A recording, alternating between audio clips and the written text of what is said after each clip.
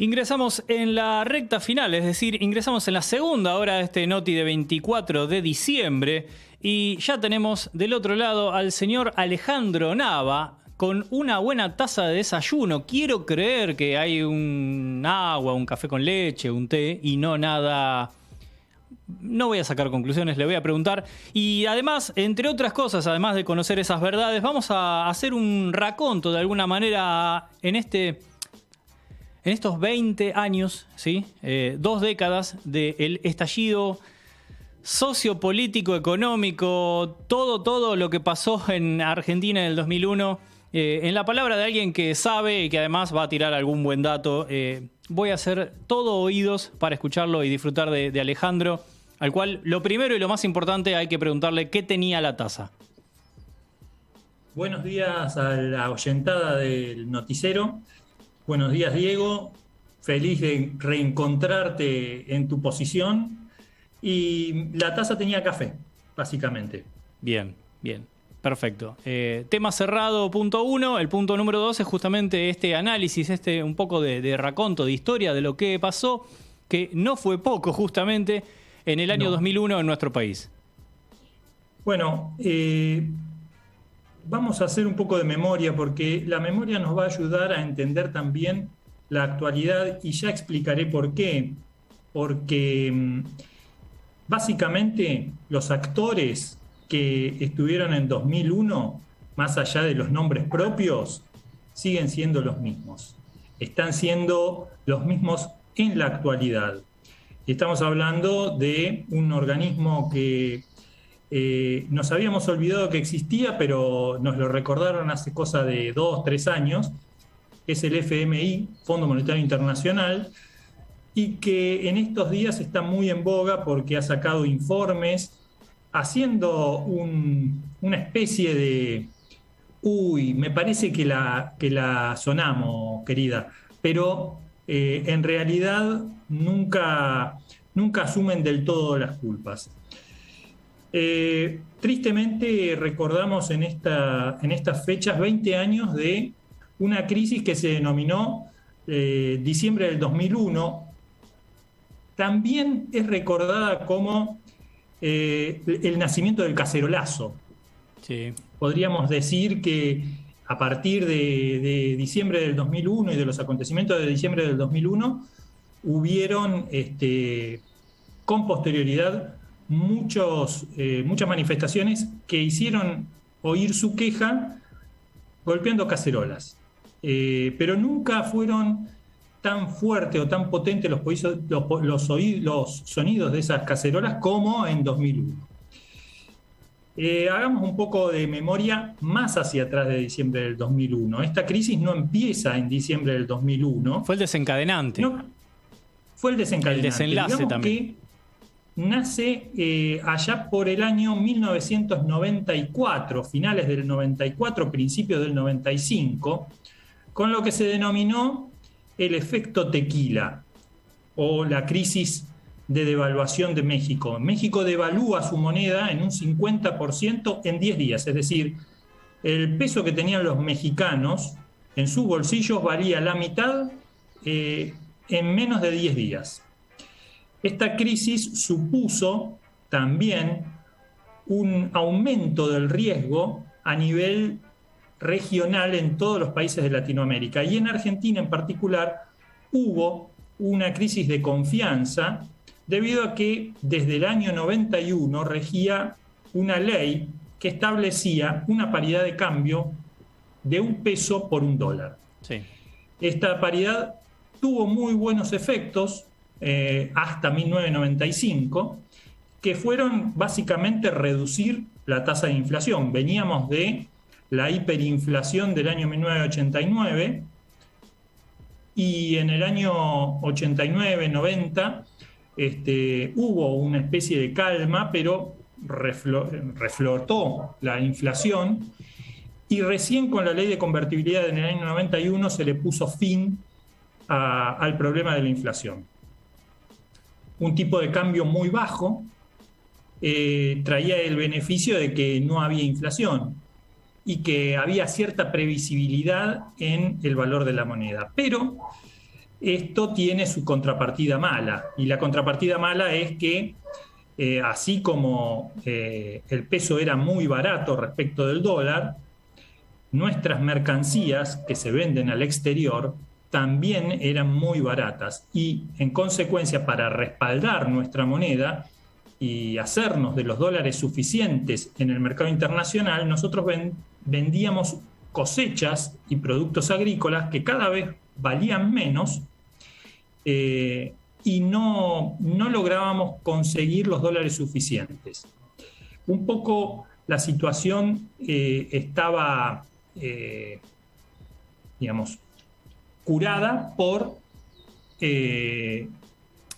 las privatizaciones que traían dólares genuinos. Pero ya para 1994, 1995 no había nada más que privatizar, y teníamos que vivir de lo nuestro, es decir, de lo que producíamos, de lo que producía el campo. Y además, en paralelo, lo que sucedía es con esta convertibilidad, es decir, la paridad de 1 a 1, un peso, un dólar, es que todo eso que podía ir variando lo iba absorbiendo el Estado argentino. Sí, y otro tema a fuerza que no es menor, ¿no? A fuerza de poner dinero, claro, era para mantenerlo. Es decir, para nosotros como sociedad no veíamos el problema, por así decirlo, no, pero cada variación, claro, pero cada variación de la evaluación justamente o devaluación del peso se mantenía. ¿Por qué? Porque el Estado iba poniendo dinero para mantenerlo de esa forma. Exactamente. ¿Y de qué manera lo ponía? Bueno, contrayendo deuda pública. Y vos decías, bueno, nosotros no lo veíamos. Nosotros vivíamos en el mejor de los mundos. Pensemos, un dólar barato a los consumidores argentinos les permitía comprar cualquier mercancía de cualquier parte del mundo casi regalada. Y te estoy hablando de tecnología, de viajes al exterior, de consumos, de grandes consumos en esparcimiento y en diversión en el exterior. Tal cual. Obviamente, un consumidor tenía no solo lo que se producía en el país, sino lo que se producía en todas partes del mundo a un precio muy accesible. Sí, no sé y eso nos daba la ilusión de un bienestar económico que era ficticio en realidad. Tal cual. Nosotros somos un poquito más grandes y lo recordamos sin lugar a dudas. Me acuerdo la famosa tapa de la revista nefasta Noticias, pero no sé si Kevin o Nahuel, que están acá en el estudio, y gente más joven, recuerdan del DM2. No sé si se acuerdan de esa frase, ¿no? Bueno, en los 90 justamente, en este contexto, todo era DM2, porque nosotros accedíamos a cualquier tipo de, como dice Alejandro, a tecnología, viajes, era DM2 directamente. Sí, quienes vivieron esa época lo que más añoran eran los viajes al Caribe o los viajes a Europa y la compra de computadoras, televisores, videocaseteras, ¿sí? Que en esa época era la forma en la que nosotros podíamos ver películas. Hoy ha cambiado completamente la distribución de películas y la forma de ese tipo de esparcimiento, pero en aquella época era el paraíso. Y obviamente todo esto a costa de la industria nacional, porque si el que estaba en el exterior producía más barato que el que producía en el país, esto generaba mayor desempleo. Del año 98 al 2001 no hubo crecimiento de la economía, hubo aumento de la tasa de desempleo y hubo una creciente recesión que pedía a gritos la salida de la convertibilidad. Pero, como decíamos, el público estaba encantado, fascinado con el poder consumir cualquier tipo de producto de cualquier parte del mundo, Argentina potencia, y entonces quien fue la fuerza que reemplazó al gobierno justicialista de Carlos Menem, llevó a cabo una campaña en la cual prometía la continuidad de la convertibilidad. Tal es así que hay un spot publicitario que fue el que define la elección en favor de la Rúa, que decía que les quede claro, conmigo un peso es un dólar. Y esta frase la llevó hasta las últimas consecuencias de su gobierno. De hecho, durante su gobierno, técnicamente, no se devaluó la moneda. Los primeros meses del gobierno de la Rúa fueron difíciles, pero hubo una asistencia muy importante del Fondo Monetario Internacional para sostener todo el sistema, que se publicitó como el famoso blindaje. Fue un préstamo. El blindaje financiero. De 25.000 millones de dólares que se utilizó, que se recibió en el año 2000. Que participó directamente el Banco Mundial, Banco Interamericano de Desarrollo, y además uno de los principales aportantes era España en ese momento. Sí. De ese dinero, de ese capital. Tenía muchos intereses, estamos hablando de Aerolíneas Argentinas, estamos hablando de YPF, Repsol YPF, tenía muchos intereses y muchas inversiones. A nivel Telefónica tenía Telefónica de Argentina, que era una empresa privatizada. De Telefónica de España, justamente. Y entonces los españoles querían proteger esas inversiones acá y no querían, querían aprovechar el dólar barato para girar remesas extraordinarias a España. Bueno, la situación siguió agravándose porque, lejos de mejorar, se mantuvo la paridad de $1, $1, y esto acrecentó la recesión. Estamos hablando de un desempleo que llegó casi al 30%, y para principios del 2001 fue necesario establecer algún tipo de cambio, y lo mejor que se pudo hacer en ese momento fue cambiar el ministro de Economía. Machinea era por entonces el ministro. Machinea era el ministro de Economía que comenzó la gestión de la Rúa, y fue reemplazado por Ricardo López Murphy. Sí, el que estuvo en campaña hace poquito. Exactamente, el Bulldog, apodado el Bulldog. Había sido ministro de Defensa durante el gobierno de Alfonsín y ahora asumía como ministro de Economía. Por algunos es recordado como un ministro de Economía con un apodo particular, el Breve. Porque breve fue su mandato al frente del Ministerio de Economía, dado que no se podía salir de la convertibilidad y había un déficit del Estado muy grande. La idea que tuvo López Murphy fue desarrollar un plan basado en el achicamiento de los gastos del Estado. Sí, Cuando uno habla de la palabra gasto, en realidad no está hablando de que se dilapidan fondos públicos, sino que se utilizan fondos del Estado para mantener ciertos servicios para la comunidad. Bueno, justamente el plan de López Murphy se basaba en el recorte de las participaciones del Estado en estos servicios, fundamentalmente educación y jubilación. Sí. El recorte se planificaba porque de hecho Machinea hace un ajuste de entre un 5 y 10% justamente. El plan no funciona, se empieza a agravar la crisis, asume López Murphy y profundiza justamente con un recorte también de entre 5 y 10% en educación, en las jubilaciones y demás. Y eso, en universidades públicas, en empleo público. Tal cual. Y no nos olvidemos, Alejandro, recordá que hay un ejemplo muy concreto que tiene que ver justamente con Horacio Rodríguez Larreta, María Eugenia Vidal, trabajando en lo que era el PAMI, con el suicidio de René Favaloro justamente por estos recortes. Sí, bueno, trágicamente Favaloro no podía asumir los gastos, es decir, no podía asumir la atención de pacientes en su fundación y en la universidad sin el aporte o la contribución del Estado con fondos públicos que volvían a la comunidad en forma de, operaciones que de otra manera no se podían practicar en el país, o profesionales que no se podían formar adecuadamente en las técnicas de cirugía coronaria. E investigación. O investigación. Todas estas cuestiones hicieron que López Murphy saliera eyectado del Ministerio de Economía por el gran descontento que se produjo a nivel, digamos, de las familias y a nivel institucional, muchas provincias se veían perjudicadas gravemente en sus presupuestos de educación y de inversión pública.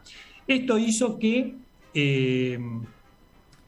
no quedara otro remedio que llamar al padre de la criatura. Digamos, si el problema era la convertibilidad y el padre de la convertibilidad era Domingo Felipe Cavallo, el presidente de la Rúa, que era radical,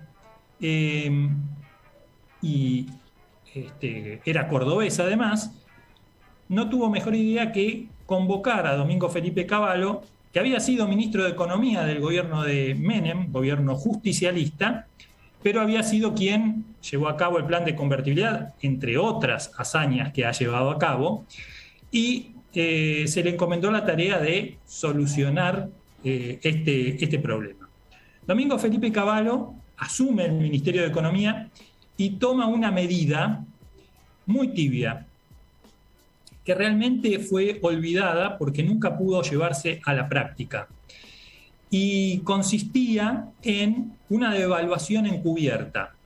Esta devaluación encubierta decía que la convertibilidad se iba a ampliar. Es decir, ahora no iba a ser un peso, un dólar, sino que iba a ser un peso igual a 50 centavos de dólar y 50 centavos de euro. Es decir, cuando el euro, la euromoneda, alcanzara el mismo valor que el dólar, el peso iba a valer la semisuma de estas dos monedas, la semisuma de un peso y un euro. Esto iba a generar una pequeña devaluación porque se suponía que el euro iba a empezar a superar el valor del dólar, y cuando ello ocurriera, esto iba a generar en la moneda argentina una devaluación indirecta que iba a mejorar la competitividad. Tal cual. Alejandro, obviaste al principal asistente de Domingo Felipe Cavallo cuando asumió. También otro nombre conocido en los últimos años. A ver, recordámelo. Los amigos le dicen Federico. Ah, nuestro amigo Pinedo. Sí, no, bueno. Federico Sturzenegger. Bueno, Sturzenegger también. Bueno, Sturzenegger, López Murphy, son todos economistas monetaristas, clásicos, ultraortodoxos, pro Fondo Monetario Internacional, pro dolarización de la economía y pro, básicamente. Porque no olvidemos que López Murphy, luego de 2001, fundó un partido, el Partido Republicano, cuyas siglas son PR. Y a posteriori el PR se transformó en el PRO. Tal cual. Por eso en las últimas elecciones era uno de los candidatos López Murphy por parte de Juntos por el Cambio, que es lo que antes fue Cambiemos, lo que originalmente era el PRO.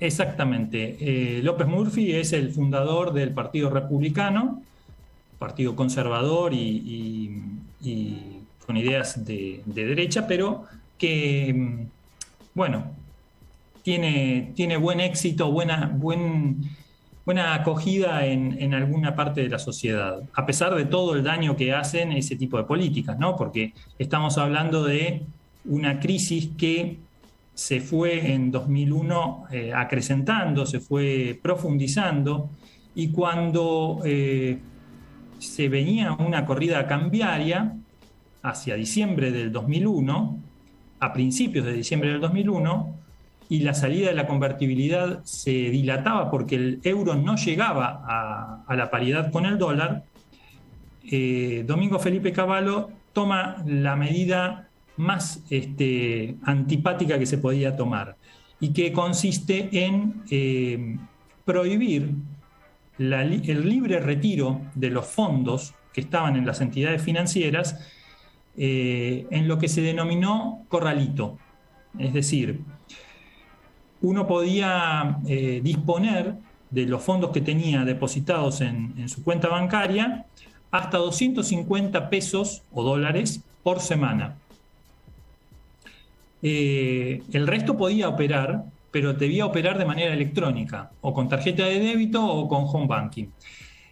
Realmente, en la actualidad, el home banking, las tarjetas de débito, los medios electrónicos de pago son muy habituales, pero en 2001 la sociedad no estaba bancarizada y esto generaba grandes problemas para hacerse de efectivo, para hacerse de dinero. Con lo cual, la medida no solamente generó mayor recesión en la economía por falta de circulación de billetes, sino que además aumentó la desconfianza y produjo el efecto de que todos quisieran retirar sus fondos del banco. Y ante esta situación se generaron protestas y comenzaron los saqueos. En la economía informal, al no poder hacerse de efectivo y la necesidad de consumir alimentos. Que además el tema de saqueos también es desencadenante, no solo de esto, sino lo que previamente contaba justamente de recorte en educación, en presupuestos, recorte de las jubilaciones, de la cual también Patricia Bullrich fue en ese momento responsable, del 13%. Sí, porque estaba a cargo de ANSES y de PAMI. A ver, los saqueos no se producen por el corralito. Había una situación de recesión. Había un 30% de la población económicamente activa desempleada, y si a todo esto le quitamos la posibilidad de cobrar en efectivo, que es como se cobran las changas, como se cobra, digamos, cualquier tipo de trabajo informal, porque no hay dinero, se seca la plaza de billetes y todo está en los bancos, bueno, la gente necesita comer, el consumidor de alimentos no va a postergar su consumo de alimentos, puede postergar un viaje, puede postergar la compra de un televisor, pero no va a postergar la compra de alimentos porque los necesita para poder vivir, y al no tener dinero va a ir al supermercado y se va a llevar lo que haya a costa de el perjuicio del comerciante, ¿no? Y a todo este estado de situación, agregale una frutillita del postre, una gotita que rebalsa el vaso, que era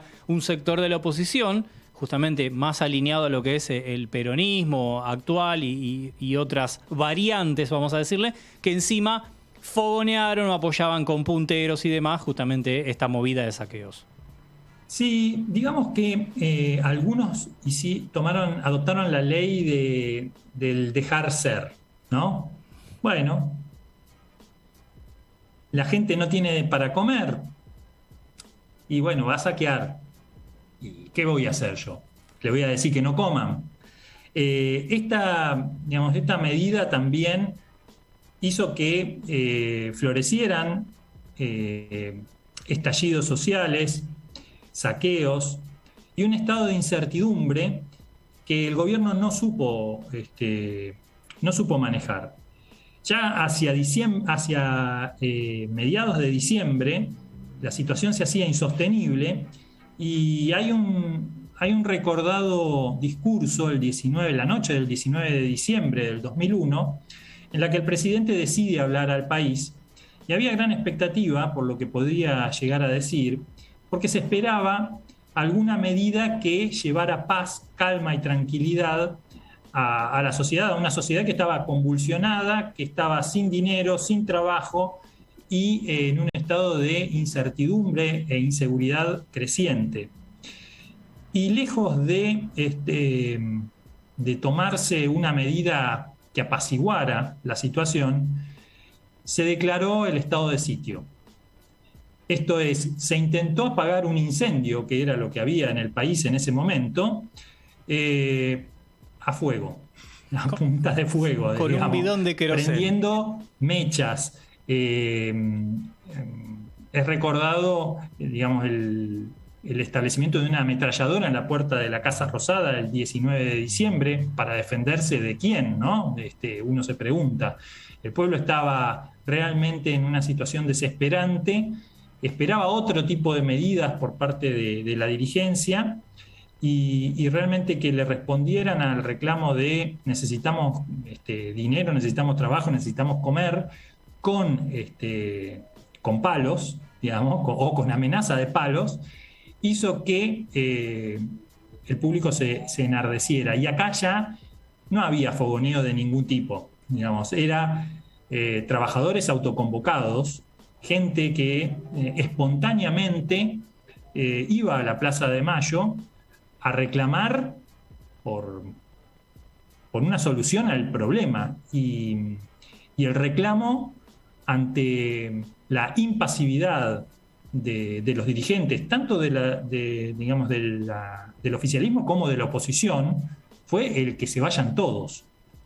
Ese fue un reclamo muy fuerte, algo que sonó durante mucho tiempo, hasta mediados del 2002, diría yo, y que solamente se encauzó luego de un gobierno provisional de Eduardo Duhalde, que había sido quien había resultado derrotado en las elecciones del 99.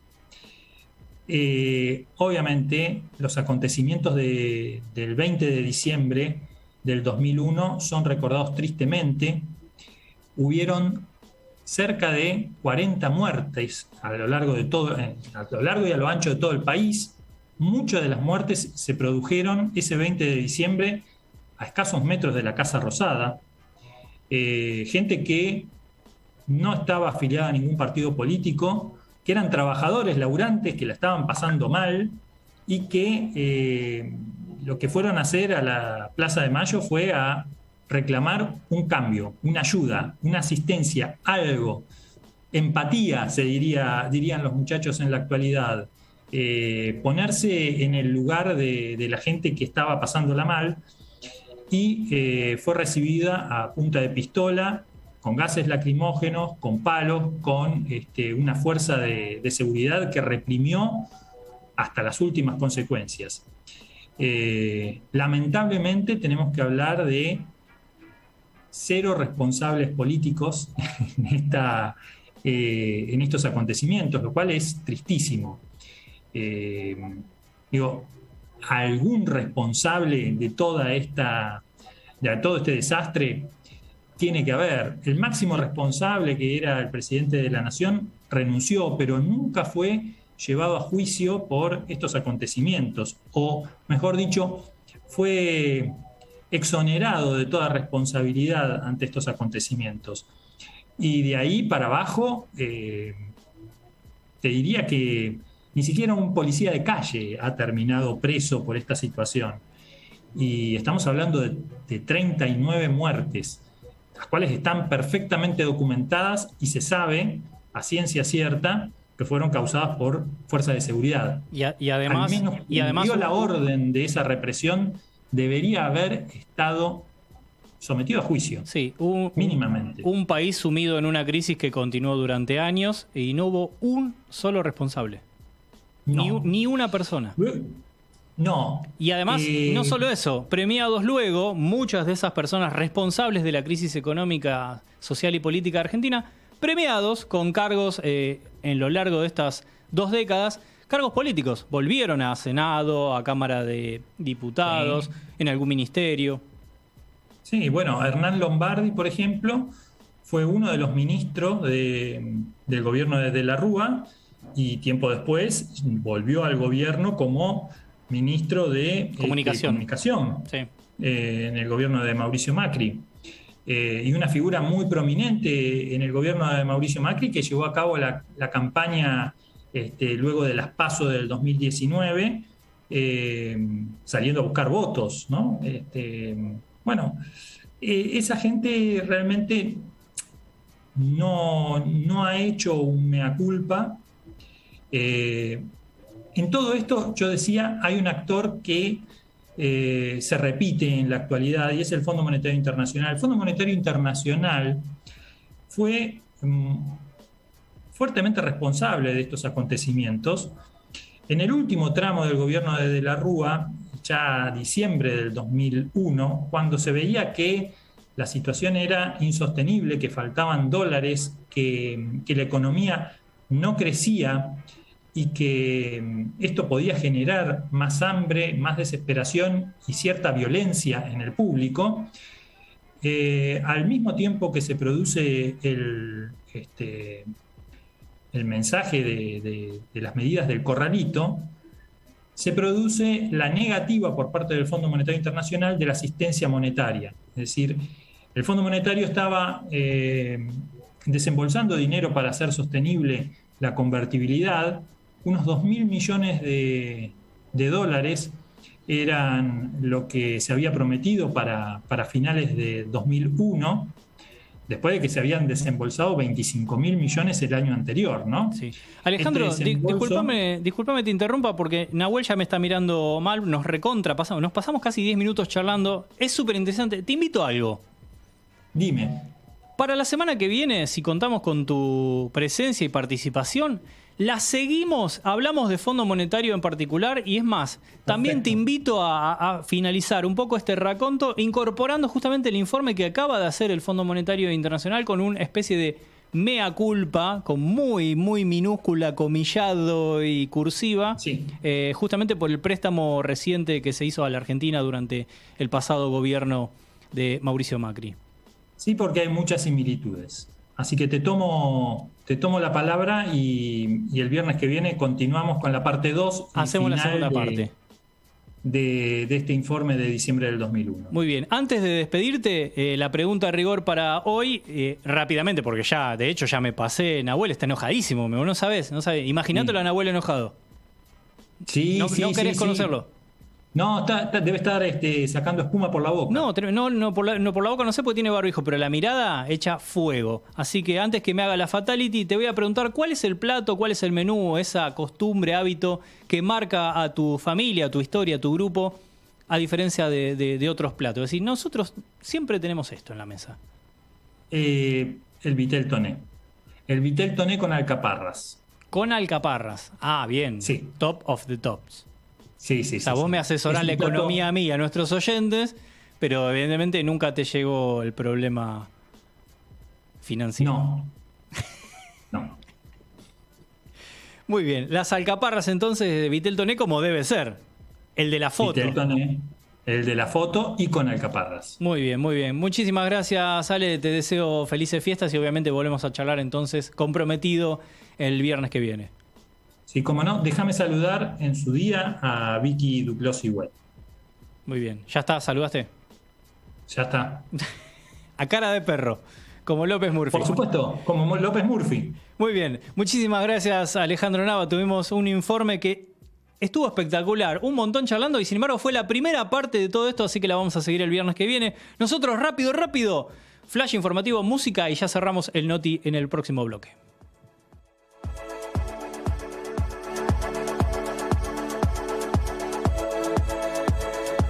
Otro año de pandemia. El gobierno nacional extendió la emergencia sanitaria a causa del coronavirus hasta el 31 de diciembre de 2022. De esta manera, seguirán las medidas y recomendaciones para combatir la pandemia. Producción nacional. La Organización Mundial de la Salud, la OMS, aprobó la elaboración de la vacuna AstraZeneca en Argentina. Nuestro país se convierte entonces en uno de los 10 del mundo que la fabrican.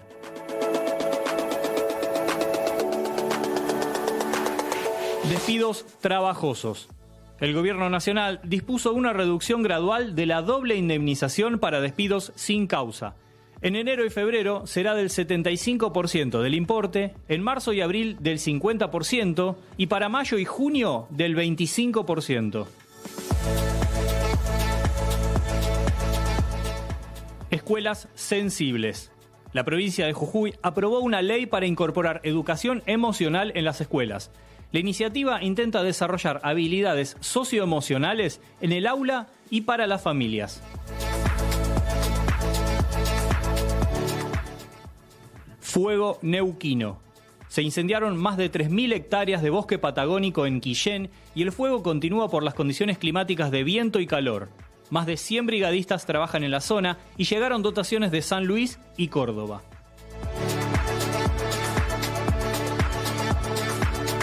El mejor de todos. Emmanuel Ginóbili es uno de los mayores candidatos a ingresar al Salón de la Fama de la NBA el año próximo. El bahiense logró 4 anillos de campeón con San Antonio Spurs.